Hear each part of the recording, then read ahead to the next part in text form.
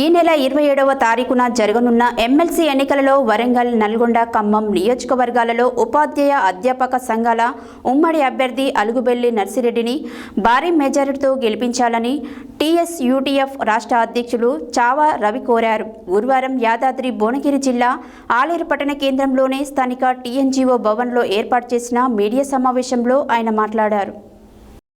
యాదాద్రి భువనగిరి జిల్లా ఆలేరు పట్టణ కేంద్రంలో స్థానిక టీఎన్జీఓ భవనంలో ఏర్పాటు చేసిన మీడియా సమావేశంలో టీఎస్యూటీఎఫ్ రాష్ట్ర అధ్యక్షులు చావా రవి మాట్లాడుతూ ఈ నెల 27వ తారీఖున జరగనున్న ఎమ్మెల్సీ ఎన్నికలలో వరంగల్, నల్గొండ, ఖమ్మం నియోజకవర్గాల్లో ఉపాధ్యాయ అధ్యాపక సంఘాల ఉమ్మడి అభ్యర్థి అలుగుబెల్లి నర్సిరెడ్డిని భారీ మెజారిటీతో గెలిపించాలని కోరారు. నర్సిరెడ్డి గెలిస్తేనే ఓటరు గెలిచినట్లని, ఇంకెవరు గెలిచినా వారి వెంటనే అధికార పార్టీలో చేరిపోయే అవకాశం ఉందని అన్నారు. నిత్యం నియోజకవర్గంలో పర్యటిస్తూ విద్యారంగం, ఉపాధ్యాయుల సమస్యల పరిష్కారానికి కృషి చేశారని తెలిపారు.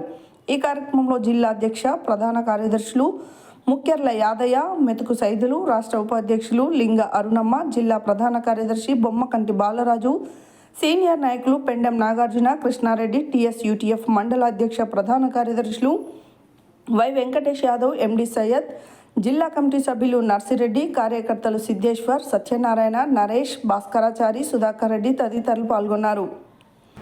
నా పేరు చావా రవి, టీఎస్యూటీఎఫ్ రాష్ట్ర అధ్యక్షుడు. అలాగే నాతో పాటు టీఎస్యూటీఎఫ్ యాదాద్రి భువనగిరి జిల్లా అధ్యక్ష, ప్రధాన కార్యదర్శులు, అలాగే ఇతర ఈ మండల బాధ్యులు, జిల్లా ఆఫీస్ బేరర్స్, ఇతర సీనియర్ నాయకులు పాల్గొన్నారు. ఈరోజు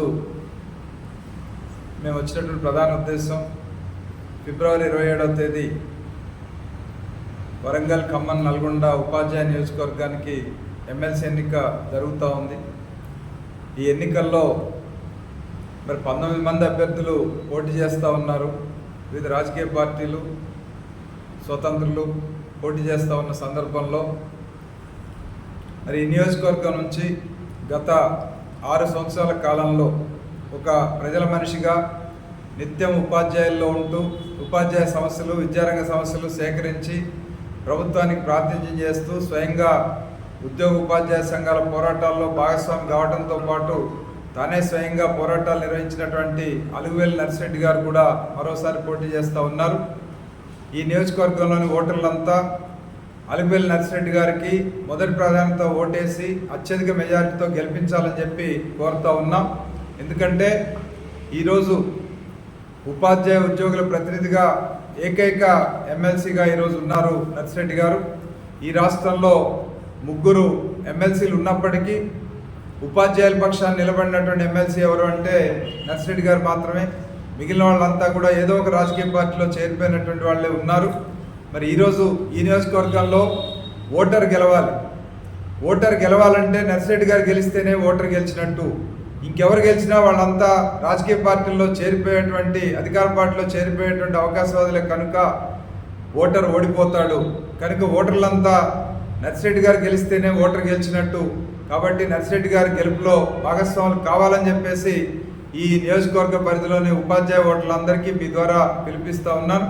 దీంతోపాటు ఈరోజు రాష్ట్రంలో ఉపాధ్యాయులు, ఉద్యోగులు, విద్యారంగానికి సంబంధించినటువంటి సమస్యలు చూస్తే తెలంగాణ రాష్ట్రంలో గత 10 సంవత్సరాల కాలంలో విద్యారంగం తీవ్రమైన నిర్లక్ష్యానికి గురైంది. కాంగ్రెస్ పార్టీ అధికారంలోకి వచ్చిన తర్వాత విద్యారంగం పట్ల కొద్దిగా శ్రద్ధ చూపిస్తూ ఉంది. కొన్ని సమస్యలు పరిష్కారమైనాయి. కానీ ప్రభుత్వ విద్యారంగంలో గత 10 సంవత్సరాల్లో జరిగినటువంటి నష్టం కారణంగా 8 లక్షల మంది పిల్లలు ప్రభుత్వ పాఠశాలను వదిలిపెట్టి ప్రైవేట్ పాఠశాలలో చేరారు. మళ్ళీ వాళ్ళందరినీ వెనక్కి తీసుకురావడం, ప్రభుత్వ విద్యారంగానికి పూర్వవైభవం తీసుకురావాలంటే రాష్ట్ర ప్రభుత్వం ప్రైవేట్, కార్పొరేట్ విద్యా వ్యాపారాన్ని నియంత్రించాలి, ప్రభుత్వ పాఠశాలని బలోపేతం చేయాలి, ప్రభుత్వ పాఠశాలలో ఉపాధ్యాయులందరూ సక్రమంగా పనిచేసేట్టుగా పర్యవేక్షణ వ్యవస్థను కూడా పెంచాల్సినటువంటి అవసరం ఉందని చెప్పేసి మేము భావిస్తూ ఉన్నాం. దీంతోపాటు ఉద్యోగులు, ఉపాధ్యాయులకు సంబంధించి చూసినప్పుడు గత ప్రభుత్వం ఉద్యోగ ఉపాధ్యాయ సంఘాలతో నియంతృత్వంగా వ్యవహరించింది. ఒక్క సమస్యను కూడా చర్చించడం కానీ పరిష్కారం చేయడం కానీ లేకుండా ఉండేది. అటువంటి సందర్భంలో ఉద్యోగులు, ఉపాధ్యాయుల సమస్యల పరిష్కారం కోసం ఐక్యవేదికల్ని నిర్మించి పోరాటాలు నిర్వహించాం. రద్దు చేస్తామని, 317 బాధితులందరికీ న్యాయం చేస్తామని, హెల్త్ కార్డులు మంజూరు చేస్తామని ఇవన్నీ కూడా హామీలు ఇచ్చున్నారు. వీటన్నిటినీ కూడా మరి అమలు జరపడానికి 14 నెలలు గడుస్తున్నా ఇంకా ప్రభుత్వం ఆలోచన చేయటం లేదు. మరి ఇప్పుడు మేము మరి గత ప్రభుత్వంలో ఎట్లయితే పోరాడామో ఈ ప్రభుత్వంతో కూడా ఆ రకంగా పోరాడాల్సినటువంటి అవసరం ఏర్పడుతూ ఉంది. అందుకని ప్రభుత్వం తప్పనిసరిగా ఇవాళ పెండింగ్లో ఉన్నటువంటి బిల్స్ రిటైర్ అయి మాట్లాడటానికి నర్సిరెడ్డి గారు ఎమ్మెల్సీగా ఉంటే ఉపయోగకరంగా ఉంటుంది. కాబట్టి ఉపాధ్యాయులు అధ్యాపకులందరూ కూడా నర్సిరెడ్డి గారికి మొదటి ప్రాధాన్యత ఓటిచ్చి మొదటి రౌండ్లోనే ఎన్నికయ్యేట్టుగా చూడాలని చెప్పేసి నర్సిరెడ్డి గారి గెలుపులో అధ్యాపకులందరూ భాగస్వాములు కావాలని చెప్పేసి మీ ద్వారా తెలియజేస్తాం. వర్గంలో గతంలో చుక్కా రామయ్య గారు